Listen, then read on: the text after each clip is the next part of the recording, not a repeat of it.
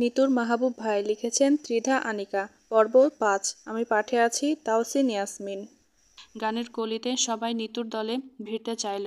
নিতু নেতাদের মতো করে বলল, তোরা বরং সবাই একদল হ, আমি একা একদল। তুই একলা পারবি?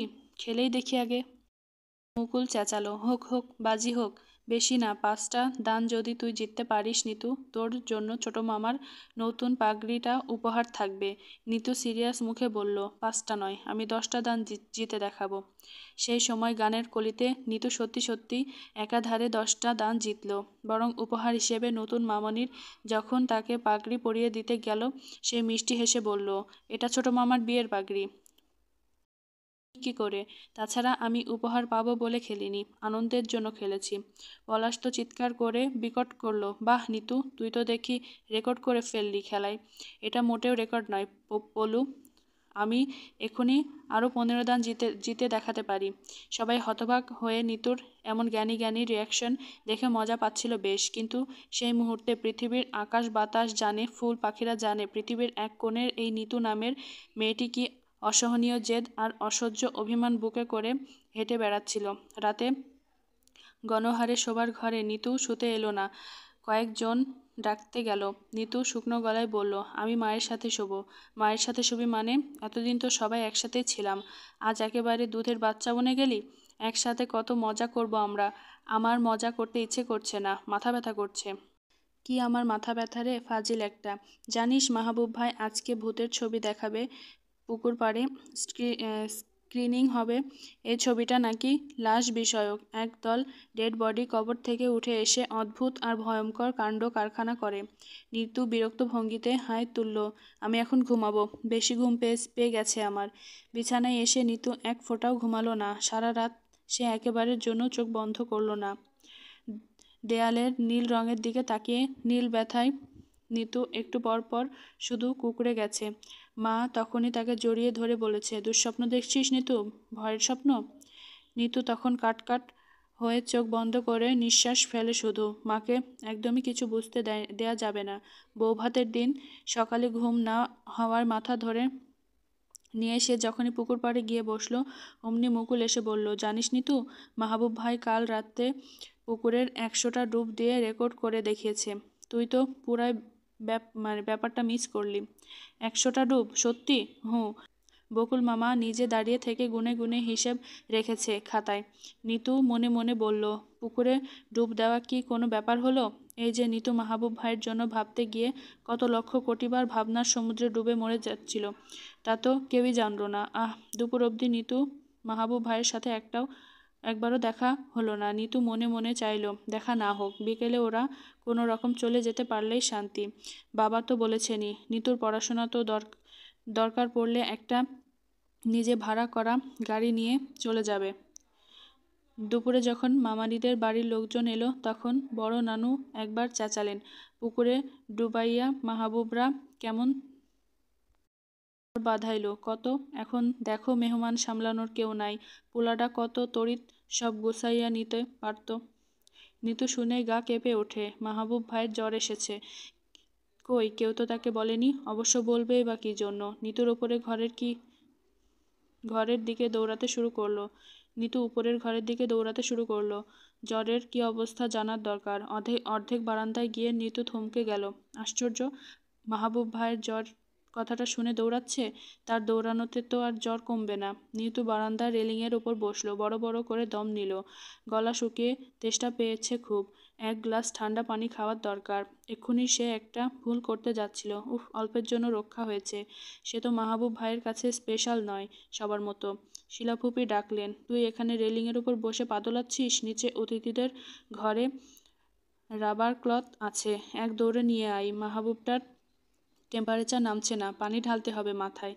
আমি পারবো না ফুপি, তুমি মুকুলকে বলো, না হলে এই পলাশ আছে তাকে বলো। আচ্ছা, পলাশ না হয় রাবার ক্লথ নিয়ে এলো, ততক্ষণে তুই একটু হাতে হাতে আমাকে হেল্প করে দে, ওর গা স্পঞ্জ করিয়ে দেব।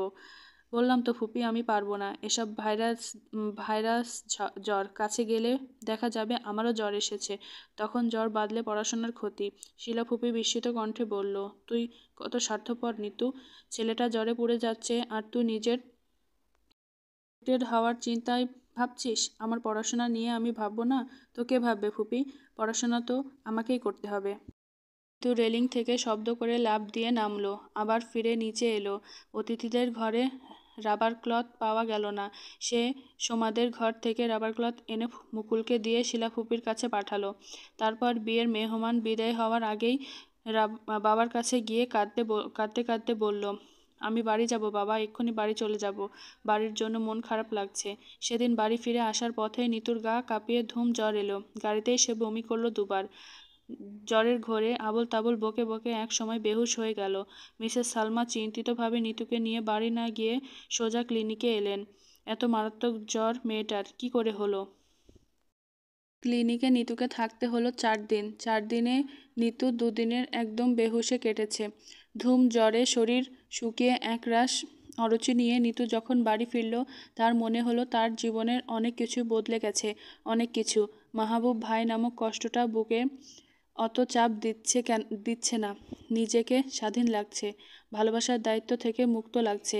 আয়নায় নিজের দিকে তাকালো। আয়নায় নিতুর সাথে কথা বলতে ভালো লাগছে। সে রুমে এসেই মাহবুব ভাইয়ের সব ছবি পুড়িয়ে ফেলল। আর একদিকে জ্বর হওয়ার মুখে অরুচি যেন নীতির জন্য একটা মঙ্গলজনক শক্তিতে পরিণত হলো। মাহবুব ভাইয়ের ঘোর দূর করতে সেটা কাজ করতে লাগলো টনিকের মতো। খেতে বসলেই সে নাক কুঁচকায়। যখন খাবারের দিকে তাকায় তার মনে হয় মাহবুব ভাই প্লেটে বসে আছে। সে তখন খাবারটা ইচ্ছে মতো ছানাছানি করে ফেলে দেয়। মাহবুব ভাই ভেবে রুটি ছিঁড়তে ছিঁড়তে টুকরো টুকরো করে থুতু করে ফেলে দিলে এক অজানা শান্তি আসে মনে। কলেজে প্রতি ক্লাসে সে আগে থেকেই বেশি মনোযোগী। নিজের পড়াশোনায় তখন অন্যরকম আনন্দ। কেমিস্ট্রি বইয়ের প্রতিটা রিয়াকশন সে মাহবুব ভাই ভেবে এক নিমেষেই কেটে কুটে সলভ করে ফেলে। ক্যালকুলাসের সবগুলো জটিল সমস্যা সে মাহবুব ভাই ভেবে ফাটিয়ে সলভ করে। ইয়ার ফাইনালে সবাইকে অবাক করে দিয়ে নিতু ফার্স্ট হয়ে গেল। এর মাঝে বড় চাচি একদিন বললেন, নিতু হুট করে পড়াশোনায় এত ইমপ্রুভ করছে, দ্যাটস অ্যামেজিং। এটা অ্যাপ্রিসিয়েট করে বাড়িতে একটা ডিনার রাখা হলে কেমন হয়? বাবাও সায় দিলেন, সবাইকে বলা হোক। পড়াশোনায় এত ডুবে থাকলেও তো চলবে না, একটু হইচই করা দরকার। সবাইকে আসতে বলি। নিতু, সবাইকে মানে? এই তো রূপা, মুকুল, মাহবুব, নীলু। নিতু গম্ভীর গলায় বলল, সামান্য একটা ইয়ার ফাইনালের রেজাল্টের জন্য সবাইকে এত ডাকাডাকির কি আছে? তাছাড়া আমার এখন কাজিনদের সাথে কথা বলতে ভালো লাগে না। বড় চাচি বিস্মিত গলায় বলে, পড়াশোনা করতে গিয়ে তুই আবার সেলফ সেন্টার্ড হয়ে যাচ্ছ না তো নিতু? ইদানিং দেখছি তুমি ইন্ট্রোভার্টদের মতো আচরণ করছো। কোনো কাজিনের ফোন ধরছো না, কোনো ফ্যামিলি ফাংশনে যেতে চাইছো না, নিথিশার বার্থডেতেও গেলে না। হোয়াই? আমি পড়াশোনা নিয়ে সিরিয়াস হতে চাই চাচি। কোনো ধরনের ফ্যামিলি গ্যাদারিংয়ের আমার না ডাকলে বরং ভালো হয়, এতে সময় নষ্ট। আমি আর কোনো ধরনের পারিবারিক অনুষ্ঠানে জয়েন করতে চাই না বলে নিতু গটগট করে বড় চাচির সামনে থেকে চলে যায়। বাবা ও বড় চাচি বিস্মিত হয়ে দুজনের মুখে চাওয়াচাওয়ি করলেন। কিছুদিন পরেই নিতুর বিয়ে ঠিক হলো। বাড়ি শুদ্ধ সবাই যখন বিয়েতে যাওয়ার জন্য তৈরি, নিতু ভারী গলায় বলল, মা আমি যাব না। যাবি না মানে? বাড়িতে একা থাকবি কি করে? একা তো নই, বড় চাচি তো আছে। একা পারবি? নিতু নরম স্বরে বলল, খুব ভালো করে পারবো মা। তারপরে মনে মনে বলল, তুমি তো জানো না মা, এখন থেকে আমার জীবনের সব কিছু আমি একাই করব। আমি যে একা একা সব কিছু করতে পারি, এটা আমি আমার মন থেকে প্রমাণ করতে চাই। নীলার বিয়ে তো, তাও আবার বড় আপার দেওরের ছেলের সাথে। এপিটোপির দুদিক থেকেই সব আত্মীয়রা আসবে। তুই কিন্তু মিস করে গেলি নিজেদের মধ্যে বিয়ে। কত মজা হবে ভাবতে পারছিস? মা অতি উৎসাহী ভঙ্গিতে ব্যাগ গুছিয়ে নিতে লাগলো। নিতু হুট করে বলল, মা আমায় কখনো আত্মীয় স্বজনের মাঝে বিয়ে দিও না, কথা আসলেও না। এখন তোর বিয়ে নিয়ে কে ভাবলো? সে তো অনেক দেরি। আগে থেকে বলে রাখলাম, আত্মীয় আর ডিফেন্স জব করা লোক, এই 2 ক্যাটাগরির পাত্র বাদ দিয়ে খুঁজবে। মা হেসে ফেলল, বা বিয়ে নিয়ে তুই তো অনেক সিরিয়াস। আচ্ছা ঠিক আছে, এই 2 ক্যারেক্টার বাদেই খুঁজবো। তা কবে করবি বিয়ে বলতো? এইচএসসির পর? আরও পরে। ইচ্ছে ছিল না বিয়ে করার। তোমরা কষ্ট পাবে তো তাই করব। বলতে বলতে নিতু কেঁদে ফেলল। মা মাথায় হাত বুলিয়ে বললেন, আমরা একদম কষ্ট পাবো না। তোর যদি কখনো বিয়ে করতে ইচ্ছে না করে করবি না। রানু তো বিয়ে করেনি, তাতে তো আমরা রাগ করিনি। বাবা রাগ করবে আমি জানি। বাবার খুশির জন্য একটা বিয়ে করতে হবে। আচ্ছা ঠিক আছে, একটা বিয়ে না হয় করিস। তাই বলে বিয়ের কথা ভেবে এক্ষুনি কেঁদে ভাসাতে হবে না। সে যখন আসবে তখন দেখা যাবে। নিতু চোখ মুছে হাসল। তাৎক্ষণিক সিদ্ধান্ত পাল্টে বলল, বিয়েতে যাব মা, এখন যেতে ইচ্ছে করছে। বড় আন্টির বিয়েতে এসে নিতু এই প্রথম অনুভব করলো সে অনেক বিশেষ। সব কাজিনরা শুধু নিতু নিতু করছে, অথচ এক মাহবুব ভাইয়ের জন্য সে সবার থেকে দূরে ছিল। নীলাপু তো নিতুকে জড়িয়ে ধরেই রাখলেন ঘণ্টাখানিক। সবাই ঘিরে বসে আছে নিতুকে। তোকে অনেকদিন পর দেখলাম রে নিতু, তুই তো বাবা পড়াশোনায় ফাটিয়ে দিচ্ছিস শুনলাম। আরে ধুর, তোর কি জ্বর হওয়ার পরেই এই পড়াশোনার বাতিকে পেলো নাকি? নিতু তখনই জ্ঞানী জ্ঞানী ভাব নিয়ে চুপ করে তাকায়। সবাই তাকে আবারও অবাক হয়। নিতুরা সেদিন গেল। তার পরদিন ভোরেই মাহবুব ভাই হাজির, একসাথে একদল মেয়ে বান্ধবী, ছেলেরাও আছে। সবাই হুমড়ি খেয়ে ছুটে গেল মাহবুব এসেছে শুনে। শুধু নিতুই হাই তুলতে তুলতে বলল, পর্দাটা আরও টেনে দিয়ে যা পলু, আলো লাগছে চোখে, আমি ঘুমোবো আর কিছুক্ষণ। সে কি রে, মাহবুব ভাই এলো, দেখতে যাবি না? ওরা 12 জন একটা গ্রুপ এসেছে, নিজেরাই গান করবে, এক ট্রাক বোঝাই করে বাদ্যযন্ত্র নিয়ে এসেছে। নিতু জবাবে না দিয়ে ঘুমের রাজ্যে পাড়ি দিল। সে ঘুম ভাঙল দুপুর 12টায়। সকালের নাস্তা ততক্ষণে ঠান্ডা হয়ে গেছে। নাস্তায় বসে শক্ত আর নেতিয়ে যাওয়া রুটি ছিঁড়তে গিয়ে নিতুর একটু বিরক্তই হলো, বরং মনে হলো তার এই ঠান্ডা নাস্তাটায় ভালো লাগছে। সে চেয়ারে ছেড়ে বড় ডাইনিং টেবিলে উঠে নাস্তার প্লেটটা কোলে নিয়ে বসলো আসন করে। আর সব কিছু এত ভালো লাগছে কেন, এত স্বতঃস্ফূর্ত, আহা! তখনই মাহবুব ভাই এলেন। একটা বিকট স্বরে চেঁচালো, নাস্তা কি আছে নাকি শেষ? বিয়ে বাড়িতে এসে খাওয়া দাওয়া এমন কষ্ট পাবো জানলে আসতামই না। কিরে নিতু, তুই নিজেই টেবিলে উঠে নাস্তা সেজে বসে আছিস নাকি? নিতু জবাব দিল না। সাদা ফুল হাতা শার্টে মাহবুব ভাইকে মাখনের মতো লোভনীয় লাগছে। এই যে তিনি একটু করে শার্টের হাতা ভাঁজ করে নিচ্ছেন, এতে আরও বেশি স্টাইলিশ লাগছে। তিনি কি আরও বেশি চিকন হয়ে গেছে? নিতু কি কড়া চোখে একবার দেখে নেবে? তাকাতে গিয়ে নিতু টের পেল তার হাত পা কাঁপছে, বেশ কাঁপছে। নিতু নিজেকে সামলাতে মনে মনে প্রার্থনা করলো, আল্লাহ কেউ আসুক, কেউ আসুক। উফ, প্রার্থনা কবুল হলো। শিলাপুপি এলেন। শুধু শুধু চেঁচাবি না মাহবুব, সকাল থেকে তোর নাস্তা 3 বার করে পাতে বাড়া হলো, তোকে তো আর পাওয়া গেল না। নাস্তা খাওয়ার কি সময় আছে? আমি তো আর কম্বল গায়ে দিয়ে দিনকে রাত বানিয়ে ঘুমিয়েছিলাম না, কাজ করছিলাম। নিতু এই সুযোগে টেবিল থেকে নেমে পড়ল। কই যাচ্ছিস তুই? বসার ঘরে যাই ফুপি, টিভি দেখতে দেখতে নাস্তা করব। ফ্রিজ থেকে মাহবুবকে 1 বোতল ঠান্ডা পানি দিয়ে যা। ইস, ঘেমে ছেলেটা একদম জবথব অবস্থা। মাহবুব ভাই বিরক্ত শব্দ করলেন, শুধু এই ঘাম? সকাল থেকে অন্তত 10 বার ঘেমে শুকিয়েছি। সব কাজ তো আমাকেই করতে হচ্ছে। নিতু রোবটের মতো ফ্রিজ থেকে পানি বের করলো। বোতলটা নিয়ে টেবিলের অবধি আসাবার শক্তি যেন নিতুর ছিল না। মাহবুব ভাই আহ্লাদি স্বরে বলে, আরেকটু মাংস তরকারি নিয়ে আসো তো ফুপি, খুব ভালো লাগছে খেতে। তুমি রেঁধেছ? শিলা ফুপি তরকারি আনতে চলে গেল। নিতুর পানির বোতলটা টেবিলে রাখতে যাবে, মাহবুব ভাই খপ করে হাত ধরে ফেলল। জ্বর এসেছে নাকি তোর? মাথাটা গেছে একেবারে? শরীরও তো গেছে। সেবার তোর জ্বর হলো? কি জ্বর? বাত জ্বর নাকি দাঁত জ্বর? নিতু জবাব দিল না। মাহবুব ভাই আবারও শক্ত করে চেপে ধরলেন নিতুর হাতটা। তখনই মট করে ভেঙে যাবে মনে হয়। বড়রা কিছু জিজ্ঞেস করলেই জবাব নেই। দেব থাপ্পড়? মুখ কি অচল বেয়াদব? নিতু পাথর গলায় বলল, হাত ছাড়ুন মাহবুব ভাই। মাহবুব ভাই নিতুর গলার স্বরে চমকে গেল। ও, তোর হাত ধরে ফেলেছি নাকি? আমি ভাবলাম পানির বোতল। যে রকম শক্ত তোর হাত, কোনটা যে পানির বোতল কোনটা যে তোর হাত বোঝাই যায় না।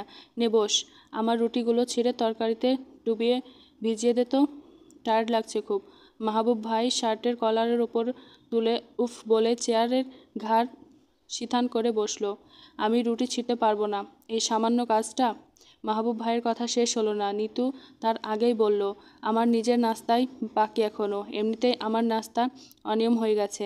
নিতু তার নিজের নাস্তা প্লেটটা নিয়ে চুপচাপ বেরিয়ে এলো, একটুও পিছনে ফিরল না। তাকালে সে ঠিক দেখতে পেত মাহবুব ভাই পুরো 1 বোতল পানি কেমন ঢক ঢক করে নিজে নাস্তার প্লেটে ফেলে ঢালছিল। দুপুরে গোসলের আগে নিতু ব্যাগ থেকে কাপড় বের করছে, তখন মাহবুব ভাই দরজায় উকি দিয়ে বলল, তোর কাছে দাঁত মাজার ব্রাশ আছে নিতু? বলতে বলতে তিনি ঘরে এসে দরজা আটকে দিল। নিতুর জবাব দিল না। কিরে, শুনতে পাচ্ছিস না? দাঁত মাজার ব্রাশ বলছি তো, আছে? নিতু না তাকিয়ে বলল, কেন? সাউন্ড বক্সে অনেক ময়লা জমে আটকে আছে, পরিষ্কার করতে হবে, ব্রাশ লাগবে। আওয়াজ গড়গড় করছে। রাগে নিতুর মাথার রক্ত চড়ে গেল। আমার ব্রাশ দিয়ে সাউন্ড বক্স পরিষ্কার?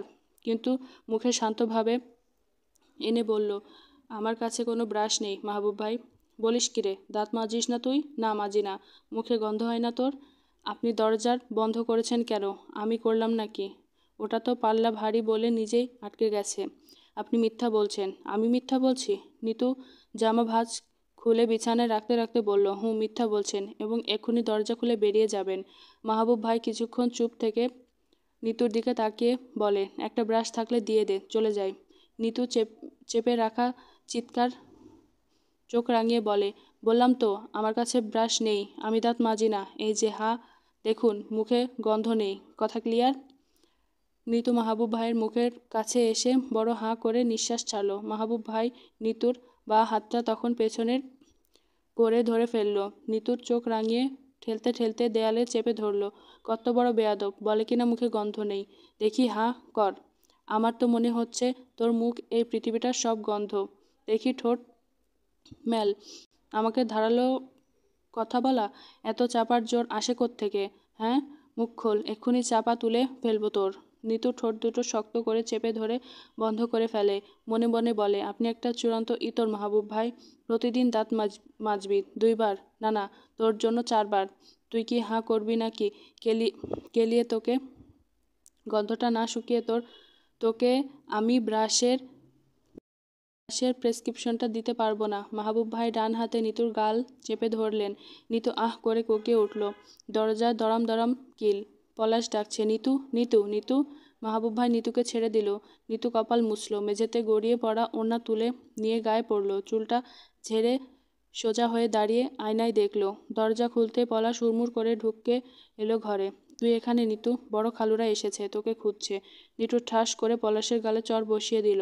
তুই কি জানিস বলু, তুই এ পৃথিবীর সব থেকে বেয়াদব একটা বখাটে ছেলে। নিতুর কথাটা বলল মাহবুব ভাইয়ের দিকে তাকিয়ে। যা বাবা, বেয়াদবি কি করলাম? এই যে এত জোরে চিৎকার করে ডাকলি আমাকে, চেঁচিয়ে ডাকলে বেয়াদবি হয়ে যায়? আবার মুখে মুখে তর্ক করছিস শয়তান। নিতু আবারও একটা চড় বসিয়ে দিল এবং তারপর মস্ত শক্তি দিয়ে দরজায় লাথি মেরে বেরিয়ে গেল। নিতু চলে যেতে মাহবুব ভাই পলাশকে ঠাটিয়ে আরেকটা চড় মারলেন। যাস শালা। আবার কি করলাম? মহা অপরাধ করেছিস তুই যে। নিতু তোকে চড় মেরে চলে গেল, তুই এমনি যেতে দিলি? ছেলে হয়ে আধ আঙ্গুল মেয়ের কাছে চড় খাচ্ছিস? তুই তো ছেলে নামের কলঙ্ক। ও তো এমনি মারলো, মেয়ে হয়ে চড় মেরে দিল, আর তুই এমনি বলছিস? আমি হলে নিতুকে নদীর পানিতে চুবিয়ে দিতাম। সামান্য একটা চড়ের জন্য নদীতে চুবাতে হবে? দরকার হলে সমুদ্রে চুবাতে হবে। মাহবুব ভাই পলাশের পায়ে একটা ল্যাং মেরে বসিয়ে চলে গেল। সন্ধ্যা নাগাদ নিতু সবাইকে ডেকে ঘোষণা দিল তার দাঁত ব্যথা। সে কি করে? তুই রাতে গান গাইবি না? মাহবুব ভাই এত বাজিয়ে টাজিয়ে নিয়ে এলো। দাঁত ব্যথার তো কথাই বলতে পারছি না, আবার গান? কোনো চান্সই নেই। আমার এই পাঠগল্পটি সকলকে ধৈর্য সহকারে শোনার জন্য ধন্যবাদ। পরবর্তী পাঠের জন্য অপেক্ষা করুন।